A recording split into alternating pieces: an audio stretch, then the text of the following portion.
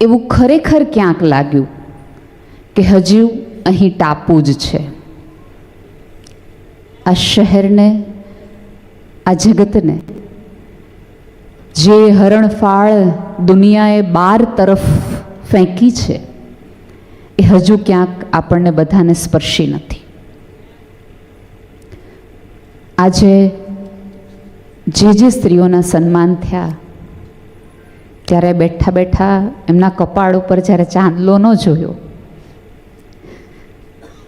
ત્યારે પહેલી વખત એવો વિચાર આવ્યો કે પૃથ્વી પર આકાશમાં અમાસ એટલા માટે જ ઈશ્વરે રાખી હશે, કદાચ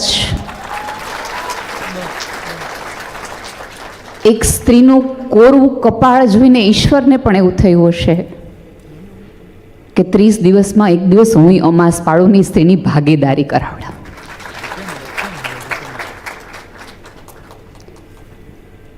આજે એ સ્ત્રીઓની સ્થિતિ, એમની વાતો સાંભળીને મારો શૃંગાર મને પહેલી વખત પાપ લાગ્યો. મને તૈયાર થવાનો બહુ જ શોખ છે, ખૂબ શોખ છે, પણ મને જો સાચે ખબર હોત તો કદાચ હું થોડી ઓછી તૈયાર થઈને આવત. કારણ કે મને એટલી ખબર છે કે હું કોઈને સુખી ન કરી શકું, કાંઈ વાંધો નહીં, પણ એને રડવામાં મદદ કરું એટલી પ્રમાણિકતા તો હું માનવતાની રાખું છું.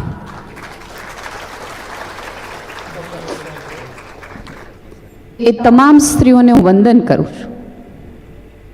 અને જે લોકો બહુ મોટી એક ઝુંબેશ લઈને ફરતા હોય છે કે હવે સ્ત્રીઓને જરાય જરૂર નથી, 8મી માર્ચ આવે એટલે તમામ બધા એવા કમળે કે હવે તો સ્ત્રીઓ આકાશમાં પહોંચી ગઈ છે, ડૉક્ટર બની ગઈ છે, એન્જિનિયર બની ગઈ છે. સાવ સાચી વાત છે, આઈ અગ્રી, સ્ત્રીઓ પહોંચી ગઈ છે. પણ સમાજમાં બેઠેલા તમામ વ્યક્તિઓને કહું કે માત્ર શોકેસ છે. કોઈ પણ શહેરના શોકેસમાં સારા જ રમકડા આપણે મૂકીએ, તૂટેલા નહીં. સમાજની આજે કેટલી આ બધી સ્ત્રીઓ છે, આમ જુઓ ને તો કાર્પેટ ઉપર કાર્પેટ ઉછાળો ને તો ખબર પડે કેટલું ખદબદે છે. આજે પણ કેટલી બધી સ્ત્રીઓ આવો મૂંઝારો લઈને જીવે છે. શું બેન સરસ વાત કરી કે સવારે ઉઠે અને કોઈ કોફીનું પૂછે, ગરમ જમવાનું પૂછે. જે સમાજે સ્ત્રીના જીવનના રંગો લઈ લીધા હોય એ ગમતી ચા શું પૂછવાનો હતો યાર.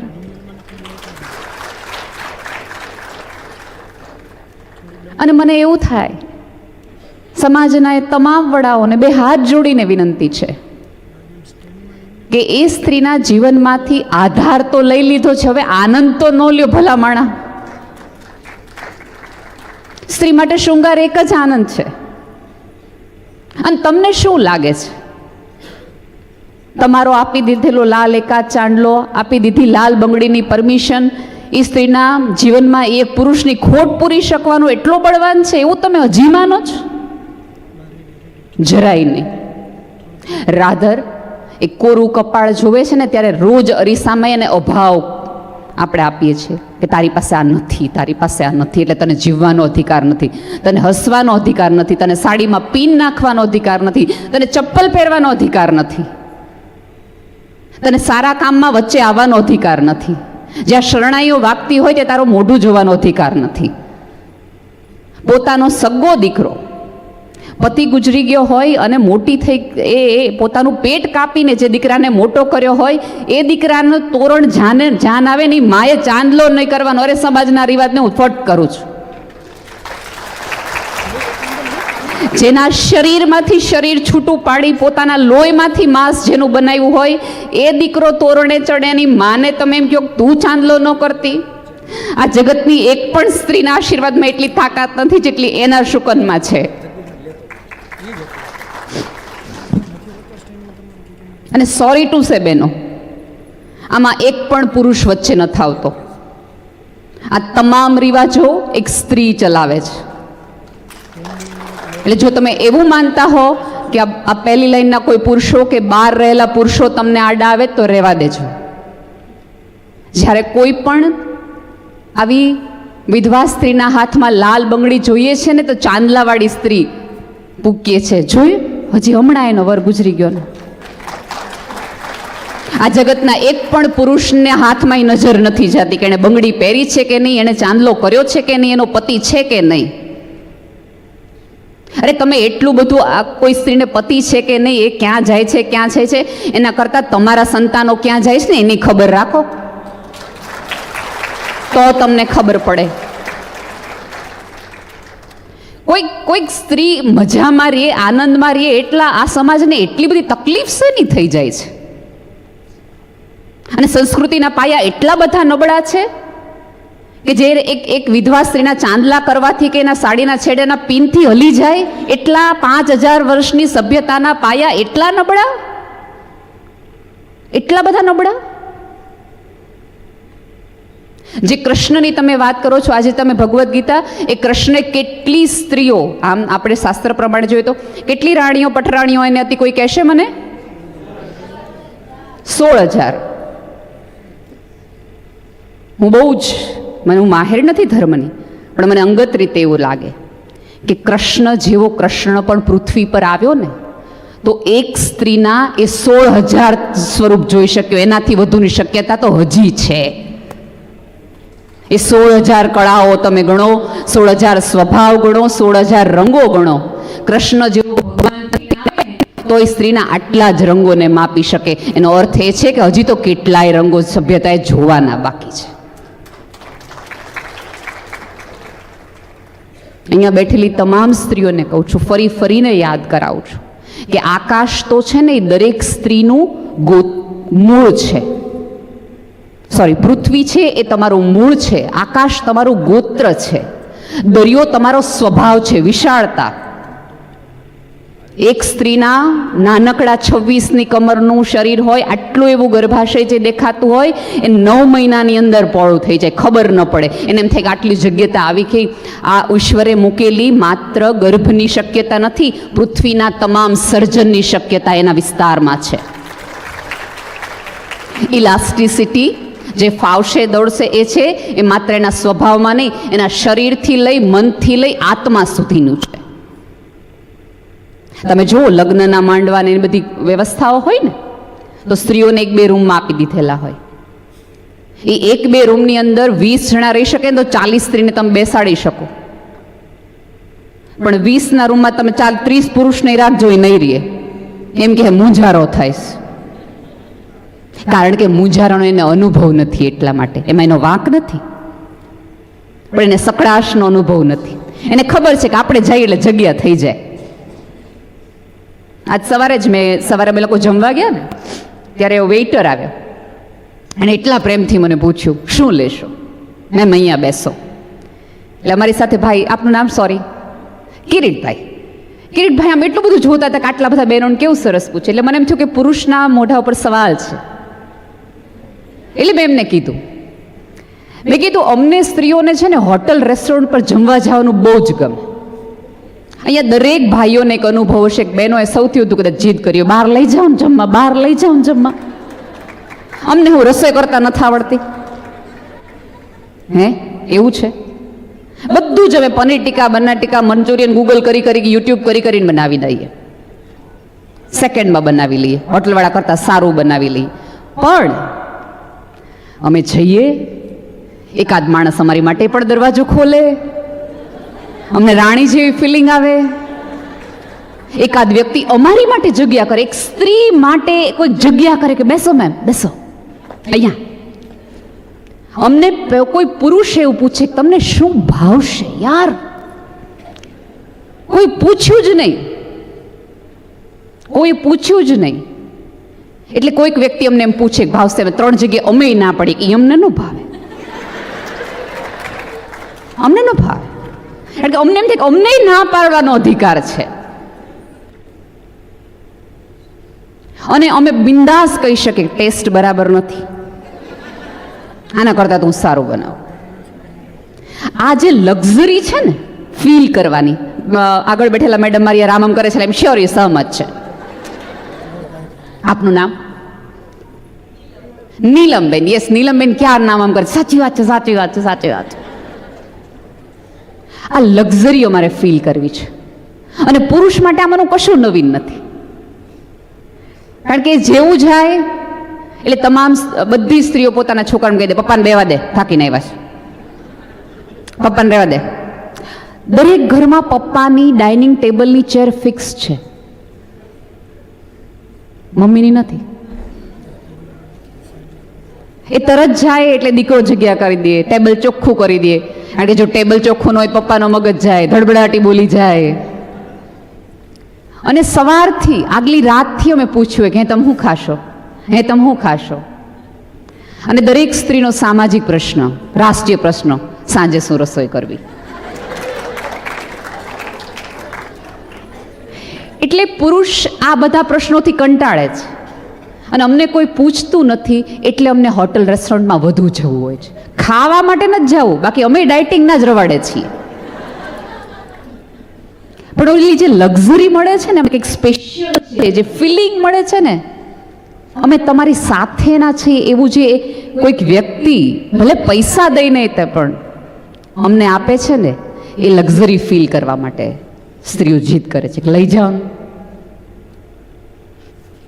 અને જમ્યા પછી અમારે વાસણ નહીં ઉટકવાના, મૂકીને ધડ દઈને ઊભું થઈ જવા, ટેબલ અમારે સાફ નહીં કરવાનું, રસોડું અમારે નહીં ધોવાનું.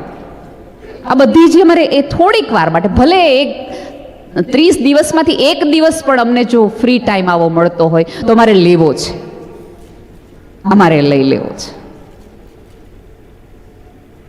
સાદી, તમે ભલે પુરુષોને એવું લાગતું હશે ક્યાંક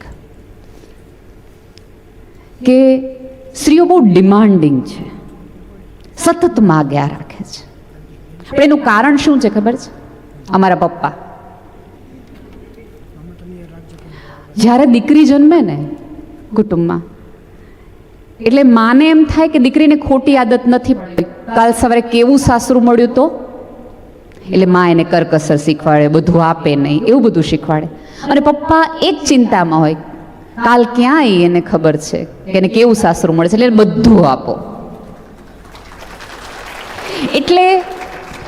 એટલે પપ્પા નામનો સુપર હીરો અમારા જીવનમાં આવેલો પહેલો પુરુષ કે જેણે અમને બધી હા જ પાડી હોય, ઓલ યસ.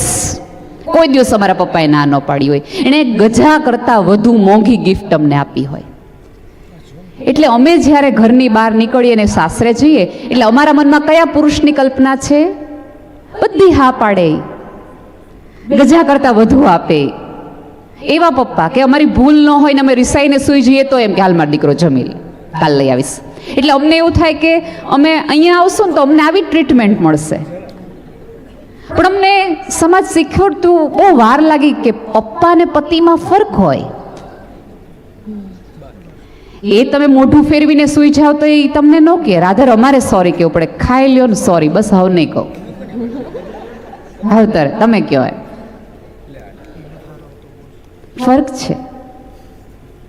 ધીમે ધીમે ધીમે ધીમે તમે થોડાક, સ્ત્રી છે ને તમને કોયડો ભલે લાગતી હોય, છે નહીં. આ જગતના જેટલા કોયડાઓ તમે બુદ્ધિથી સોલ્વ કરવાનો પ્રયાસ કરો ને તો તમે અટકાવ, મૂંઝાવ, તકલીફમાં થાવ. આવું નથી. સ્ત્રીનું શરીર તો સર્જનની લેબોરેટરી છે. આ જગતના તમામ સર્જન એની નાભીમાંથી પ્રગટ થાય છે.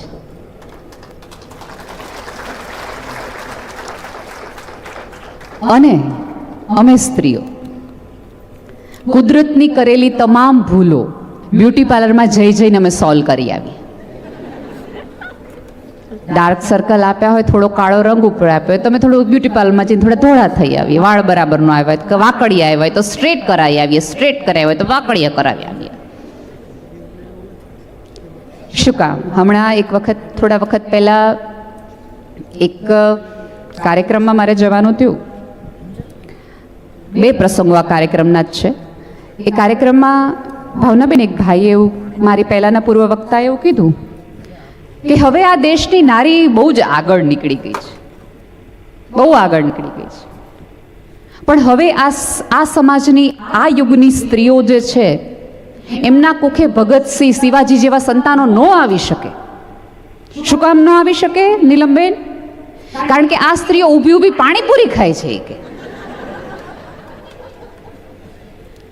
આ સ્ત્રીઓ ઊભી ઊભી પાણીપુરી ખાતી હોય, મંચુરિયન ખાતી હોય, એમના પેટે થોડા શિવાજી અને ભગતસિંહ જેવા સંતાનો આવે?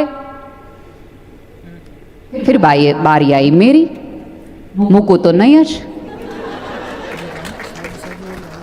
મેં કીધું ભાઈએ બહુ જ સાચી વાત કરી છે, ખરેખર સાચી વાત કરી છે. આ યુગમાં હવે એવા સંતાનો આવા કદાચ અશક્ય હશે, કારણ કે અમે ઊભા ઊભા પાણીપુરી ખાઈએ, અમે પિઝા ખાઈએ. પણ મારે કેવું છે તો હું સિગરેટ, દારૂ, તમાકુનો કોઈ વાંક જ નહીં. માત્ર પાણીપુરી, પિઝા, એક અડધું ફૂલેલું મેંદુ, અડધું બટેટું, 2 ચણા, 1 ડુંગળીને આટલું ટીપું પાણી, અડધું પીવા જાવ તો ઢોળાઈ જાય. જોઈશ કોઈ દી પાણીપુરી ખાતા? એનો કોઈ વાંક જ નહીં. અને 24 કલાક લેખે મોઢામાં માવા ભરવીને બેઠા હોય, પછી ભગતસિંહ અમારી પાસે અપેક્ષા રાખો. ये तो बड़ी नाइंसाफी है. શક્ય નથી. બીજો પ્રસંગ, મારા પહેલાના વક્તા એમણે એવું કીધું કે ભગવાન બુદ્ધિની વહેંચણી કરતા હતા. દરેક પ્રકારના વ્યક્તિઓ આવ્યા, પ્રાણીઓ આવ્યા, પુરુષ આવ્યો, બધાએ બુદ્ધિ લઈ ગયા, બધાએ બુદ્ધિ લઈ ગયા, બધાએ બુદ્ધિ લઈ ગયા. અને કે એ સમયે બહેનો છે ને બ્યુટી પાર્લર ગઈ હતી. પછી બ્યુટી પાર્લરમાંથી તૈયાર થઈ અને બહેનો ભગવાન પાસે આવીને એમ કીધું, હાલો અમારા ભાગની બુદ્ધિ આપો. એટલે ભગવાને એવું કીધું કે એ વક્તાએ એવું કીધું કે ભગવાને એવું કીધું કે બેન, બુદ્ધિ તો બધી ખાલી થઈ ગઈ, ઓલા પુરુષો લઈ ગયા, હમણાં જોઈને લેતા જાય જો. કે હવે તમારી માટે તમારી પાસે કંઈ છે ને એવું ભગવાને કીધું. એટલે પછી કે ભગવાન એમ કીધું કે હું તને એક એવી કળા આપું, આંખ નામની, કે બધા બુદ્ધિશાળી પુરુષો તમારી પાસે આવી. મને કઈ બહુ ખાસ મજા આવી નહીં. મારો વારો આવ્યો. મેં કીધું બહુ જ સાવ સાચી વાત કરી છે એમણે, કે પુરુષો બધી જ બુદ્ધિ લઈ ગયા. આ પૃથ્વી પરની તમામે તમામ આખી યુનિવર્સમાં હતી એટલી બધી બુદ્ધિ પુરુષો લઈને જતા રહ્યા. અમારા ભાગે માત્ર લાગણીઓ આવી. અને બુદ્ધિના જોરે દુનિયા ચાલે, લાગણીના આધારે દુનિયા ટકે. અને અમારે બ્યુટી પાર્લર એટલા માટે જવું પડે કારણ કે બુદ્ધિની આંખથી તો બાહ્ય દેખાવ જ દેખાય. લાગણીઓ હોય તો અમે મેકઅપ વગરના તમે અમને ચલાવી લ્યો. હવે તમારે રિક્ષાના ફોટામાં તે દીપિકા પાદુકોણ રાખવી હોય અને અમને ઘરે જોવા હોય, તમારે થોડુંક તો નિયર અબાઉટ દીપિકા જેવું તમને લગાડવું ને, કારણ કે અંતે તો અમે તમને સુખી કરવા માટે પૃથ્વી પર આવ્યા છીએ. એટલે થોડો ઘણો ફેરફાર અમે કરાઈ આવ્યા રાખીએ. પણ તમામ સ્ત્રીઓને મારી એક નમ્ર વિનંતી છે, જેમ મેં પહેલા કીધું એમ, આપણા મૂંઝારાઓ, આપણી તકલીફ એ આપણી પોતાની છે. આ જગત છે ને એમાં પુરુષ પણ આવી જાય છે.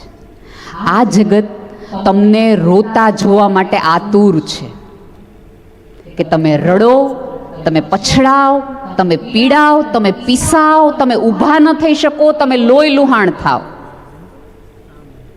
એ દ્રશ્યો જોવા માટે તડપે છે. તમે જુઓ, તમને હસતા લોકો બહુ ગમશે ને, મોઢું આપણે ફેરવી લઈએ. કોઈક મજામાં હોય ને તો આપણને જરાય આપણે મોઢું બગાડ લઈએ, હું દાંત જ કાઢ્યા કરીશ. પણ સહેજ એવું અહીંયા ધારો કે બેઠા હોય અને એક બેન છે એ સહેજ ઉદાસ થઈને બેઠા હોય અને 4-5 વખત કોઈ બેનનું ધ્યાન જાય ને તો બહાર નીકળીને હાથ ફેરવીને તરત પૂછે, કંઈ થયું છે?